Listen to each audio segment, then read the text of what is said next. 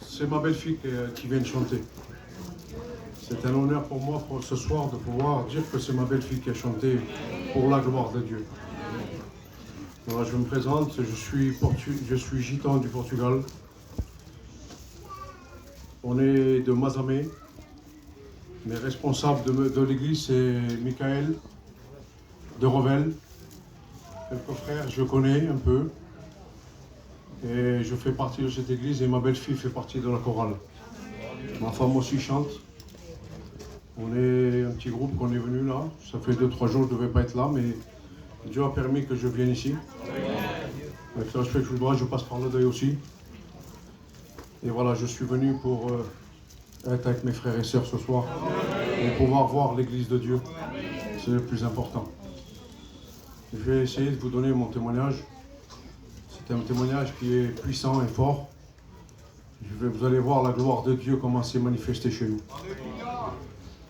Voilà, je suis un garçon qui, à l'époque, je parle de ça il y a 18 ans en arrière, j'étais un collectionneur d'armes et c'était une passion qui me tenait vraiment à cœur. Et comme un collectionneur, en fait, plus il en a et plus il veut acheter d'armes. Et moi, c'était mon cas. Mais dans le cas, dans ma famille, c'était comme ça. Et puis un jour, plus j'achetais les armes et plus j'en avais. Et puis c'était comme ça. J'ai éduqué mes enfants dans cette tradition. Je m'en pardonne, mon Dieu. Mais si je parle comme ça, c'est vraiment pour glorifier Dieu. C'est pas pour me glorifier à moi. Parce que moi, je suis rien du tout sans lui aujourd'hui. Un jour, avec toutes ces armes que j'avais, on les a pris. Et on a échangé des coups de feu avec ma famille proche. Avec mon oncle et mes cousins germains. Et ce soir, je le dis à ma honte parce que c'est quelque chose de puissant et fort, parce que Dieu connaissait ça. Mais pour vous dire que mon père aujourd'hui, il est là avec nous. Mon père a tiré sur son frère. Et bien sûr, quand il a tiré sur son frère, on a échangé des coups de feu. Et là, la police est venue et ils nous ont mis directement en garde à vue. Et de la garde à vue, on est parti directement en prison. Moi, j'ai fait 1 mois à peu près de prison. J'ai un autre frère qui n'est pas là ce soir, mais j'ai mon petit frère qui est là. Lui, il a pris 3 mois. Et mon père, il a pris 5 mois, plus de 5 mois dans la prison. Alors croyez-moi que comme on ne connaît pas les choses de Dieu du tout, le diable s'est acharné sur ma vie et sur la vie de mon père aussi. J'ai un oncle qui est là, c'est mon oncle Joachim. Sa fille, c'est ma belle-fille. Vous voyez bien que c'est de la famille proche. C'est le frère de mon père. Lui, il était au milieu aussi. Alors il essayait par tous ses moyens d'essayer de mettre le calme au milieu. Mais quand le diable il met le trouble dans une vie, c'est pas possible. La nuit, je ne dormais plus. Je pensais qu'à me venger, à faire du mal. Je pensais qu'à ça. Mais je bénis Dieu parce que Dieu, dans son ciel de gloire, il a vu l'état qu'on était à Mazamé.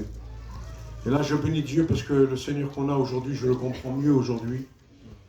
Le Seigneur a jeté son regard chez nous et il a permis une situation à travers une fille qui était arrivée du Portugal et qui était là.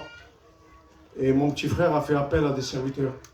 Et à l'époque, c'était l'ancien Katsu qui est venu avec le grand Samuel Soulès qui sont venus pour prier pour cette fille. Et là, ils ont appelé mon père, ils lui ont dit viens, mais mon père ne pouvait pas être là à cette époque-là normalement. Et lui, il s'est camouflé un peu et il a été aussi dans cette maison qui était la maison d'un cousin à nous. Et quand il est rentré là-bas, ils ont vu que la fille elle avait un problème et les frères ont prié pour la fille. Et en même temps qu'ils ont prié, c'est le plan de Dieu, ça. On peut pas se détourner des plans de Dieu. Et là, il regarde mon père, l'ancien Katsu, et il dit frère, tu voudrais pas qu'on fasse une réunion chez toi? Et il a parlé un petit peu avec mon père, et puis il a vu que les ténèbres étaient sur nous. Quand je dis les ténèbres, c'était un acharnement. Le diable, il voulait vraiment nous détruire, et il voulait détruire toute cette famille. Et là, à partir de là, mon père a dit pourquoi pas. Et 2 jours après, cette réunion se fait. Mon père m'appelle, me dit il y a une réunion. Je dis c'est quoi une réunion? Il me dit tu verras. Alors j'ai été, c'était dans sa maison. Et là, il y avait ma propre mère. Et il y avait ma femme, et puis on était 4 ou 5 personnes. Et l'ancien Katsu a commencé à prêcher, puis à dévoiler un peu. Il s'est tourné vers moi, il m'a dit, petit frère, tu as des gros soucis, tu as les ténèbres qui sont sur toi. Et le diable, il va te faire un dégât. C'est soit la mort, soit la prison. Je dis, Seigneur, je ne connaissais pas les choses de Dieu, je ne connaissais rien. Je dis, bon, d'accord. Ben, croyez-moi que le plan de Dieu, ce n'était pas mes plans. La première réunion qu'ils ont fait, c'était ce jour-là. Ça fait 18 ans, là, que j'ai continué les choses de Dieu. Mais croyez-moi que Dieu, il ne s'est pas arrêté là. C'est vraiment quelque chose d'extraordinaire. Je le dis aujourd'hui parce que la gloire, elle est à Dieu, elle n'est pas à un homme. La gloire, elle est à Dieu, vraiment. Les frères s'occupaient de nous. Et en même temps, ils s'occupaient de mon oncle. Ils faisaient des réunions à 4 km de distance. Ils faisaient des réunions chez nous et des réunions chez eux. Aujourd'hui, je peux le dire parce que Abraham connaît aussi mon cousin Germain. Le Seigneur a travaillé leur cœur, il a travaillé nos cœurs. Un jour, le Seigneur a permis que dans une réunion, ils viennent toute ma famille, et il y avait plus d'une vingtaine de personnes. C'était la guerre. C'était simple, c'était la guerre avec tout le monde. Et là, ils étaient tous là, et moi je suis rentré à la fin. Et quand je suis rentré dans l'église, l'ancien Katsu, il m'a dit, François, aujourd'hui, c'est ta soirée. Et je ne comprenais pas. Et puis après, à la main, il me dit, c'est toi qui vas témoigner. Et quand je suis passé dans le pupitre, j'ai regardé, j'ai vu toute ma famille devant, comme je vous vois là. Et d'un seul coup, le Seigneur dans mon cœur, il me dit, demande-leur pardon. Demande pardon. Et j'ai dit à ma famille, je vous demande pardon. J'ai juste dit ça. Une onction est tombée dans l'église. Mais quelque chose de puissant, d'extraordinaire.